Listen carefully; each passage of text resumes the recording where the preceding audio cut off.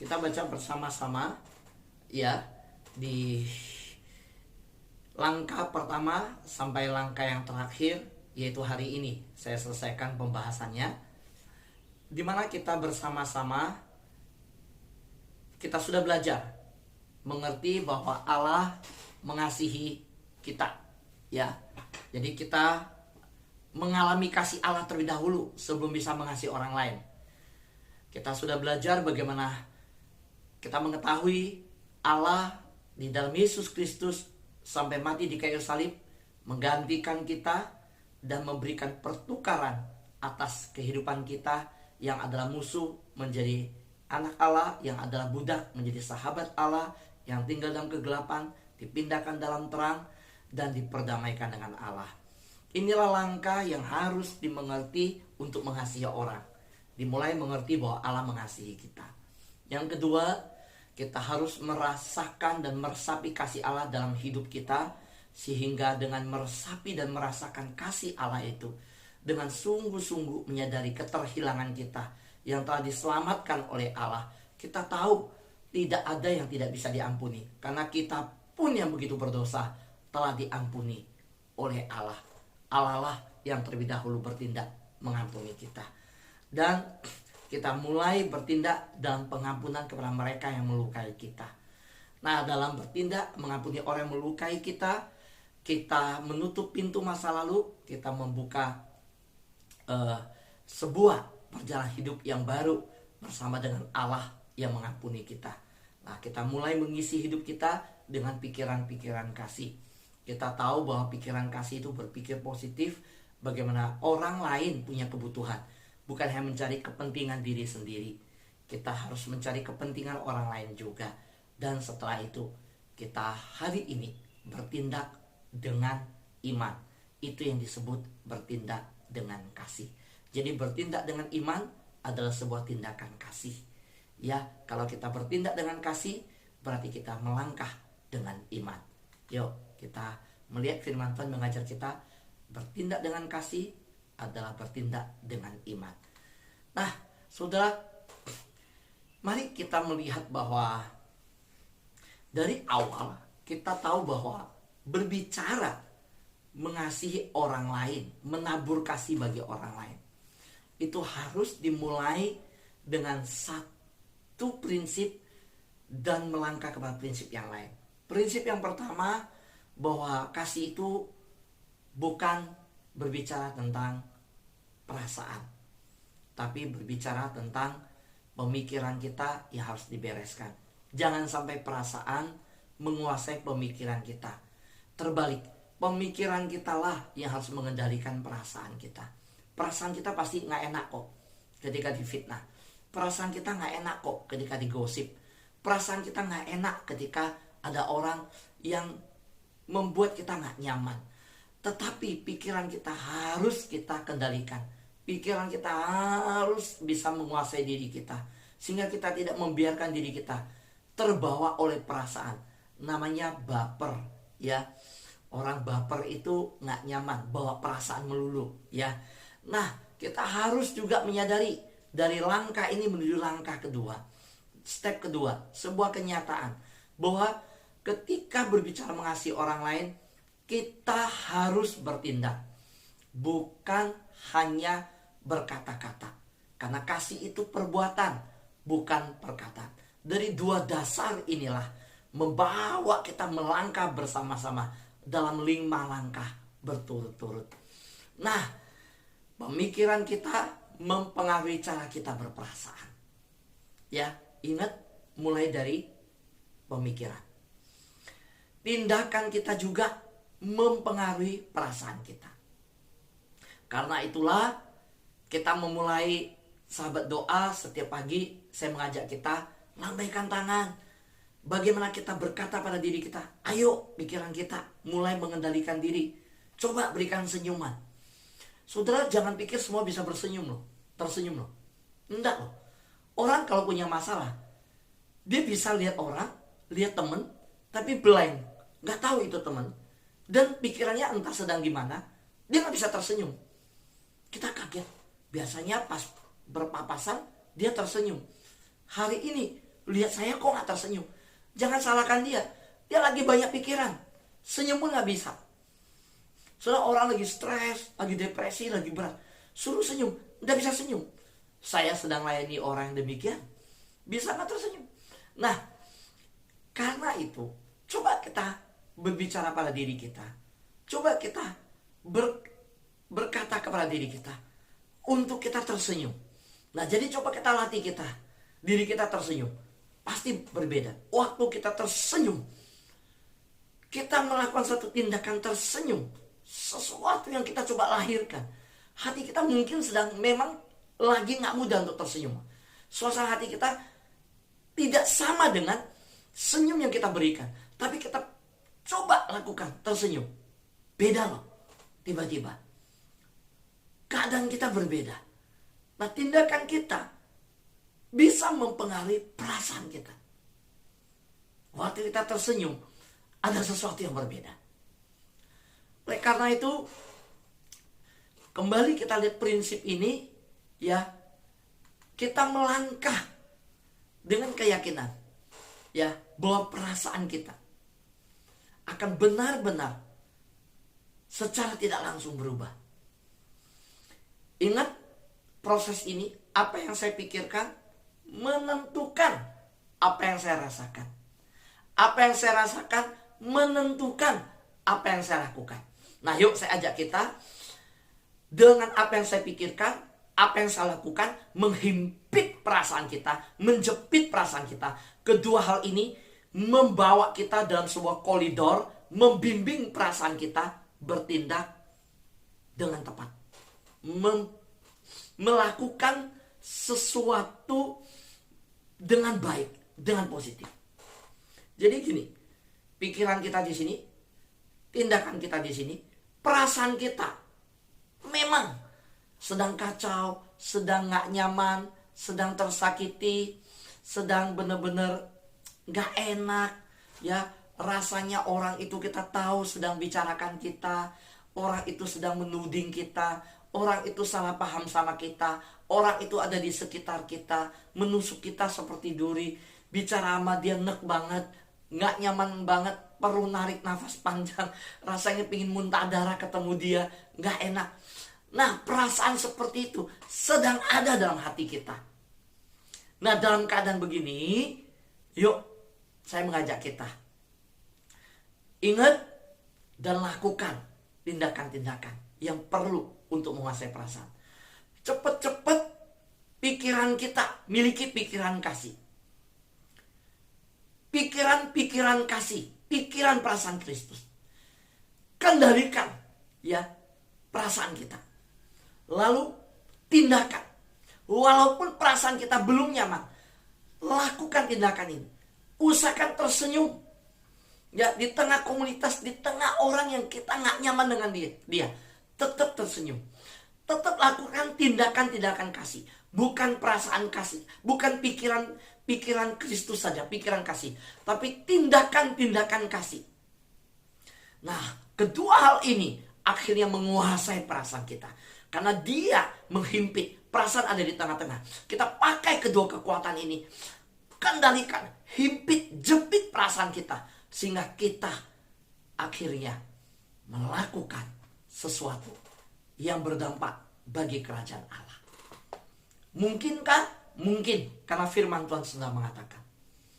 Apakah sanggup untuk melakukan itu? Karena perasaan lagi kacau, perasaan gak nyaman, perasaan gak enak.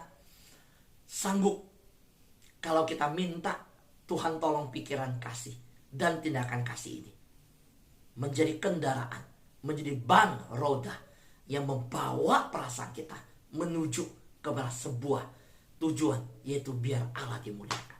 Mari kita lihat Lukas pasal 6 ayat 27 dan 28. Tetapi kepada kamu yang mendengarkan aku berkata, kasihilah musuhmu, berbuatlah baik kepada orang membenci kamu, mintalah berkat bagi orang yang mengutuk kamu, berdoalah bagi orang yang mencaci kamu. Ini padat banget ayat ini. Firman Tuhan di ayat yang diucapkan Yesus ini, waduh saudara, Setiap kata-katanya nggak bisa lepas dari kata-kata Yesus. Kasihilah. Siapa ya? Musuhmu. Waduh. Kalau sahabat oke. Berbuatlah baik. Waduh. Kepada siapa ya? Kepada yang membenci kamu. Waduh, nancep lagi. Mintalah berkat. Waduh, untuk keluargaku. Nah, untuk pacarku. Untuk suamiku. Siapa ya? Bagi orang yang mengutuk kamu. Waduh. Berdoalah. Waduh. Berdoa nih bagi keluarga besarku. Bagi pasanganku. Bagi mama papaku. Bagi siapa ya? Berdoalah bagi orang yang mencaci kamu. Aduh. Saudara, ini Yesus nggak tahu ya, kita ini manusia daging nih, sakit nih, agama. Yesus nggak tahu ya, ini nggak ada di dunia kalimat begini. Di kitab mana sih ada bahasa begini? Di buku mana sih? Di dalam pengajaran siapa sih? Nggak ada. Cuma di kalimat Yesus. Ini Yesus nggak tahu ya kita manusia. Yesus juga manusia, 100%. Nah, kalau Yesus ucapkan ini, apa maksudnya? Ya maksudnya supaya saudara bertindak dalam kasih. Berpikiran seperti Kristus. Dengan kasih. Kalau mau bawa perasaan, ayat ini nggak bisa dilakukan. Musuh kok. Tapi sejak kemarin kita sudah belajar. Kalau pikiran kita adalah pikiran kasih, kita sudah mulai memikirkan bahwa orang di depan saya bukan hanya musuh saya, tapi orang di depan saya adalah orang yang punya kebutuhan. Karena itu dia cari perhatian. Dengan pikiran kasih. Bukan dengan perasaan, dengan pikiran kasih. Kita mulai berpikir, ya benar ini musuhku. Perasaanku gak nyaman dengan dia. Tapi pikiranku mengajarkanku bahwa kalau saya terus mencari kesalahannya, saya gak bisa mengasihinya. Saudara, benar gak ini musuh? Ya, ini musuh. Lalu apa yang harus dilakukan? Saya harus bertindak mengasihinya. Karena kalau saya tidak bertindak membuka pintu mengasihi dia, pengampunan kepada dia, saya memenjarakan diri saya sendiri dalam kepahitan, dalam kemarahan. Saya sendiri menjual kebebasan, kemerdekaan saya kepada iblis, bapa segala pendusta, untuk memenjarakan saya, mengurung saya di dalam akar pahit ini. Saya tidak mau. Saya harus bertindak mengampuni. Itu yang dilakukan. Jadi kalau mau bawa perasaan, ayat ini gak bisa dilakukan. Saudara, mari kita lihat maksud Yesus ini. Saya menguraikan di dalam kalimat Yesus ini, saudara, dalam 4 hal. Dari seluruh kalimat Yesus di ayat Lukas pasal 6 ayat 27 sampai 28. Firman Tuhan ini seluruhnya berbicara kasih adalah sebuah tindakan. Coba lihat ya, benar gak kasih tindakan? Lihat, apakah Yesus bicara renungkanlah? Yesus bicara, udah, pikirkan aja? Enggak. Seluruh kalimat Yesus ini yang begitu padat. Tetapi kepada kamu yang mendengar aku berkata, kasihi musuhmu. Berbuatlah baik kepada orang yang membenci kamu. Mintalah berkat bagi orang yang mengutuk kamu. Berdoalah bagi orang yang membenci kamu. Ini kasih yang luar biasa. Tetapi kasih yang diminta Tuhan dalam sebuah tindakan. Pertama, kasihi musuhmu. 2, berbuatlah baik. Kerjakan yang baik artinya. 3, memberkati mereka yang mengutuk kamu. Berarti meminta berkat bagi orang yang mengutuk kamu. Minta berkat buat dia. 4, berdoalah bagi orang yang mencaci, menganiaya kamu, mencaci maki kamu. Coba lihat yang pertama. Kasihilah musuhmu. Apa yang Yesus maksud di situ? Udah, saya nggak usah jelaskan panjang lebar. Saya yakin ini udah sering didengar. Kita ada orang bertumbuh di gereja. Mungkin saudara ada orang yang sudah mendengar dan sering mendengar. Dan kita udah tahu, kasihilah musuhmu. Artinya bahwa kita bukan membalas dengan membenci, tetapi mengasihi. Kebalikan daripada mengasihi adalah membenci. Mengasihi. Berbuat baik, kerjakan yang baik, bertindak, usahakan sesuatu yang mendatangkan kebaikan bagi mereka. Memberkati mereka yang mengutuk. Saudara, perhatikan, waktu kita memberkati orang yang mengutuk kita, Tuhan yang menilai. Kalau orang itu tidak layak untuk mendapat berkat kita, memang dia salah. Tuhan tahu dia memang salah. Waktu kita memberkatinya, berkat itu tidak layak dia terima, maka berkat itu kembali ke dalam hidupmu. Tapi kalau engkau mengutuk orang, dan kutuk itu Tuhan lihat dari surga, orang itu tidak layak menerima kutuk kita, maka kutuk itu kembali kepada kita. Lihat sistem surgawi bekerja, lihat cara ilahi bekerja. Kenapa Tuhan suruh kita memberkati orang? Karena ketika kita meminta berkat bagi orang lain, orang itu tidak layak terima berkat kita, berkat itu balik ke dalam hidupmu. Tetapi kalau kita mengutuk orang, orang itu ternyata tidak layak menerima kutuk kita, maka kutuk itu balik ke atas engkau. Saya mau tanya, mulai hari ini, engkau mau mengutuki orang atau memberkati? Saya mau berkata, prinsip Yesus yang Yesus berikan, jelas ini menguntungkan anak Tuhan. Karena dia menciptakan, dia tahu kok. Dan tata kelola di dalam sistem kerajaan surga, jelas. Berkati. Soal kita nggak usah teriak, tapi dia mana berhak dapat berkat. Orang jahat kayak begitu, masa Tuhan minta saya berkati? Kita berontak, Tuhan, aduh dia udah jengkelin. Bahkan dia pernah menghilangkan nyawa keluarga saya. Tuhan, dia begitu jahat. Dia singkirkan saya dari kantor, dia sikut saya, dia rebut bisnis saya, dia bikin saya terjatuh.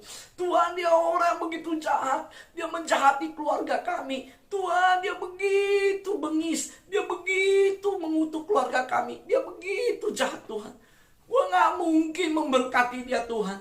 Gimana saya bisa memberkati dia Tuhan? Orang begitu jahat. Tuhan bilang berkati. Soal layak tidak layak, bukan kamu yang mengukur. Bukan bagianmu. Tuhan yang tahu. Saudara pikir Tuhan gak tahu? Dia gak layak. Harus kita kasih tahu Tuhan. Gak perlu. Tuhan tahu. Jadi bagian kita, itu urusan Tuhan, bagian kita jalankan. Waktu kita memberkati dia, Tuhan bilang orang ini gak layak diberkati. Ya saya tahu jahatnya hatinya. Tuhan bilang, Tuhan tahu bagaimana kehidupannya belum bertobat. Tapi jangan berhenti memberkati. Bagian kita memberkati. Nah, bagian Tuhan untuk membuat tata kelola kerajaan surga, sistem yang telah ditetapkan di dalam tata ilahi, dalam menyediakan berkat bagi orang. Biar Tuhan yang atur. Waktu kita memberkati, berkat itu dibawa kepada dia. Dan Tuhan tahu, ini orang gak layak terima berkat. Berkat itu balik atas hidupmu. Tapi bahayanya kalau engkau mengutuk, ternyata Tuhan berkata, ini orang gak layak dikutuk. Kutuk itu balik atas hidupmu. Hari ini saya mau tanya, engkau pilih mengutuk atau memberkati? Kalau saya akan memilih. Sangat logis. Konsekuensi logis kok. Tuhan kasih. Saya lebih baik memberkati. Soal layak tidak layak di urusan dia. Kalau dia gak layak, berkat itu balik ke saya. Kalau dia layak, ya udah biar dia terima berkat itu. Orang dia layak terima kok. Jadi saudaraku yang terkasih dalam Tuhan, yang keempat kita lihat, kasih adalah sebuah tindakan. Berdoalah bagi orang mencaci maki kamu. Dia pakai mulut caci maki kita. Perkataannya caci maki. Perkataan kita dari mulut memberkati. Dunia gak ada hukum begini. Caci maki dibalas dengan memberkati. Dengan doa. Perkataan dibalas dengan perkataan pahit, dibalas dengan perkataan manis. Perkataan yang menyakitkan dibalas dengan perkataan yang menyembuhkan.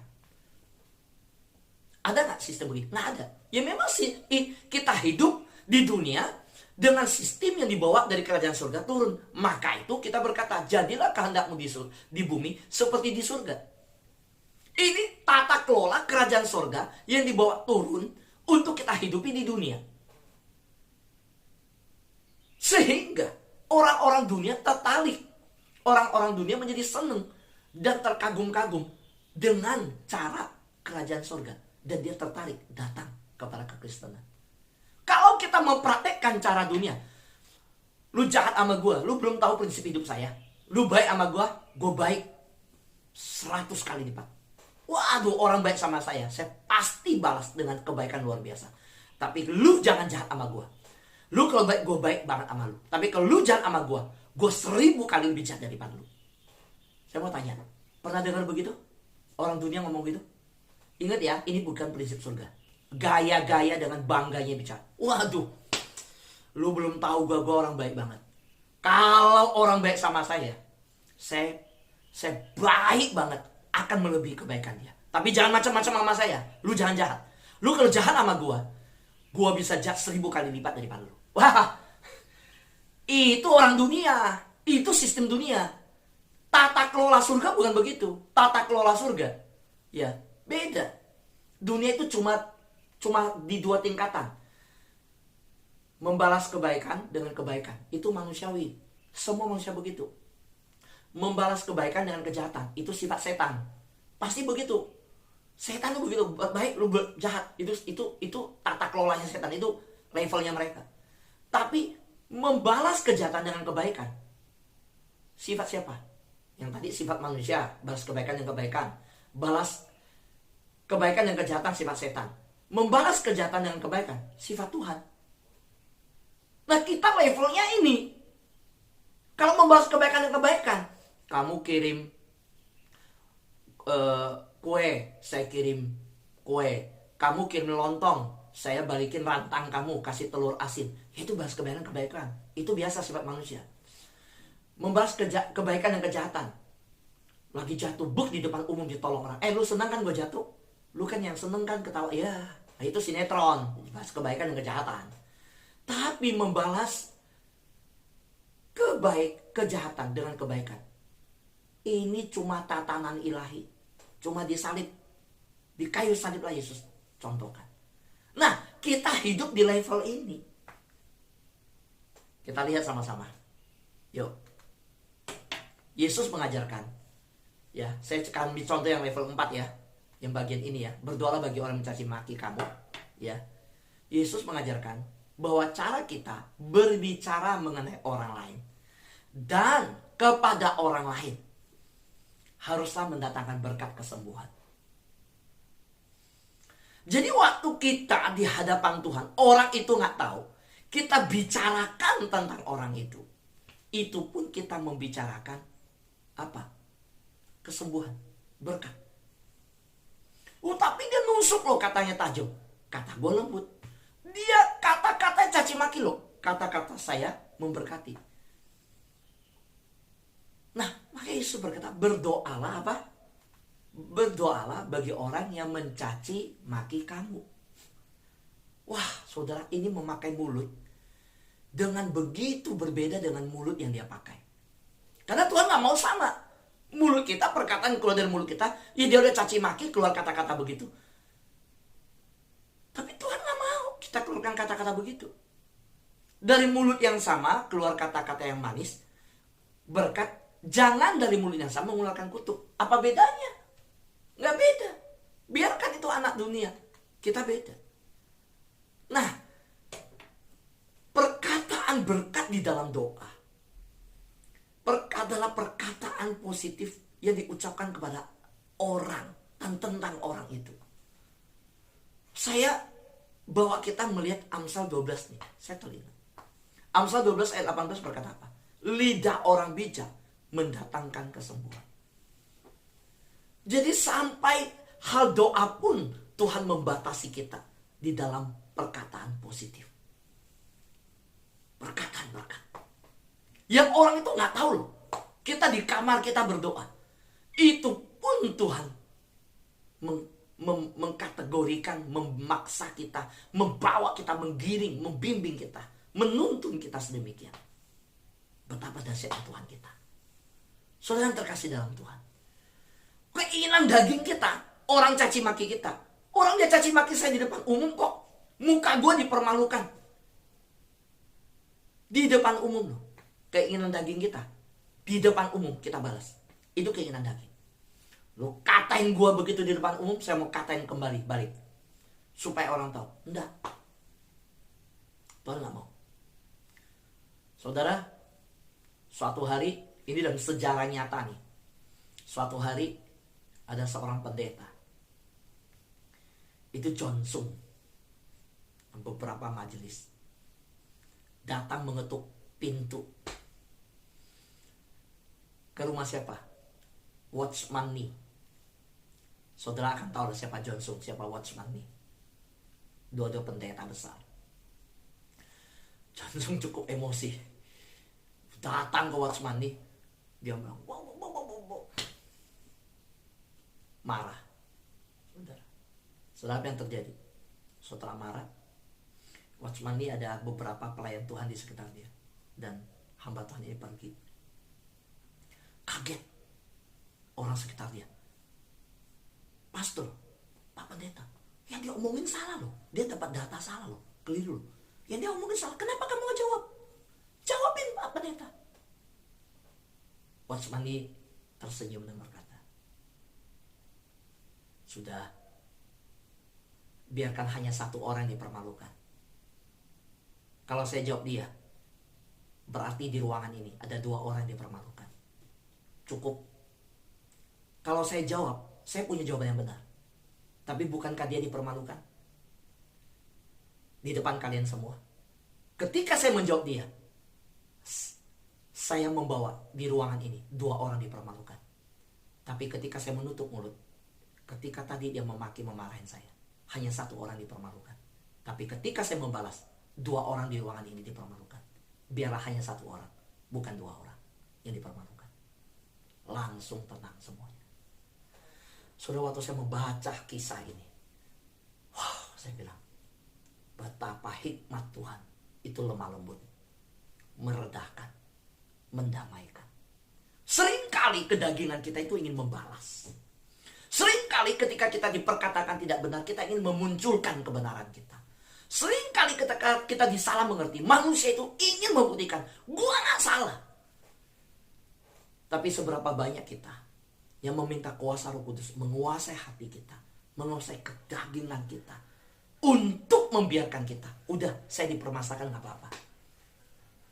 Tapi Tuhan tahu kebenarannya. Saudara, apa yang terjadi dan dilakukan Watchman Nee dengan kalimat, biarlah hanya satu orang yang dipermalukan. Cukup. Untuk apa dua orang dipermalukan? Itu sebuah tindakan yang menyerap seluruh kesalahan dan menanggung cara diri. Tidak udah ditimpakan lagi. Menyelesaikan seluruh persoalan. Bagaimana keluarga kita? Bagaimana sikap hidup kita di kantor? Bagaimana kita ketika di dalam keluarga? Bagaimana kita ketika di dalam pertemanan? Apakah kita membiarkan kedagingan kita yang seringkali saling menyerang, atau kita meredahkan seluruh persoalan yang ada? Saudara, lidah orang bijak mendatangkan kesembuhan. Kalau orang yang kita doakan tidak berubah, Pak Fu, oke, Tuhan berkata, doakan. Udah saya doakan. Orang gak berubah kok. Orang lidahnya tajam, saya disuruh lembut, doain dia pakai lidah. Orang lidahnya yang nyerang, saya dipakai lidah untuk memberkati. Waduh, gimana Pak? Orang saya udah doakan juga gak berubah. Dengar, kalau orang yang kita doakan tidak berubah, doa tersebut akan mengubah sikap kita terhadap mereka. Doa bukan mengubah orang lain, doa mengubah kita. Jangan berpikir doa mengubah orang lain. Enggak. Kalau orang yang kita doakan tidak berubah, kita sendiri berubah. Saya percaya orang yang berdoa itu pasti berubah terlebih dahulu. Tapi ketika ada masalah, ada pertikaian, ada pertentangan, kita tidak pernah berdoa untuk orang itu. Jangan-jangan kita sebenarnya sama dengan orang tersebut. Kita gak senang orang tersebut, kita tidak tahu. Kita tidak tahu, kita juga sedang berlaku seperti orang tersebut di hadapan Tuhan. Apa bedanya kita dengan orang tersebut? Gak ada beda. Nah, karena itu sahabat yang terkasih dalam Tuhan, ingat, ketika bicara bertindak dalam kasih, berpikiran kasih. Kasih adalah dasar dari seluruh tindakan positif. Ingat, kasih itulah dasar dari seluruh tindakan yang baik, dari perbuatan baik, dari perbuatan yang positif. Kita harus mulai dengan kasih. Maka Tuhan Yesus menyimpulkan, kasihilah Tuhan Allahmu, kasihilah sesamamu. Dua hal ini adalah nilai kerajaan surga yang dibawa turun ke dunia. Dan kalau dilakukan, damai sejahtera. Rumah kita damai, keluarga kita damai, dengan pasangan damai, dengan sekitar penuh damai sejahtera. Biarlah 5 langkah yang telah saya khotbahkan, telah kita belajar, mengerti bahwa Allah mengasihi kita, kita hidupi kasih Allah dalam hidup kita, ampuni mereka yang melukai kita, kita memulai isi hidup kita dengan pikiran kasih, lalu kita mulai bertindak dengan kasih, sehingga perasaan kita bukan lagi perasaan yang menentukan dan memperbudak kita. Kita bukan orang yang baperan lagi, tapi kita adalah orang yang hidup di dalam tindakan-tindakan positif kasih. Amin. Tuhan berkati kita. Mulai hari ini kita hidup dalam kasih, bertindak dalam kasih, berpikir dalam kasih, menyatakan pengampunan, menyatakan kasih Allah. Saya bacakan sekali lagi firman Tuhan ini. Mari kita bersama-sama membacakan di rumah kita masing-masing. Bacakan dengan mengeluarkan suara di tempat kita masing-masing. Perkatakan ayat ini bersama-sama. 1, 2, 3. Tetapi kepada kamu yang mendengarkan aku berkata kepadamu, kasihilah musuhmu, berbuatlah baik kepada orang yang membenci kamu, mintalah berkat bagi orang yang mengutuk kamu, berdoalah bagi orang yang mencaci kamu. Amin. Tuhan berkati.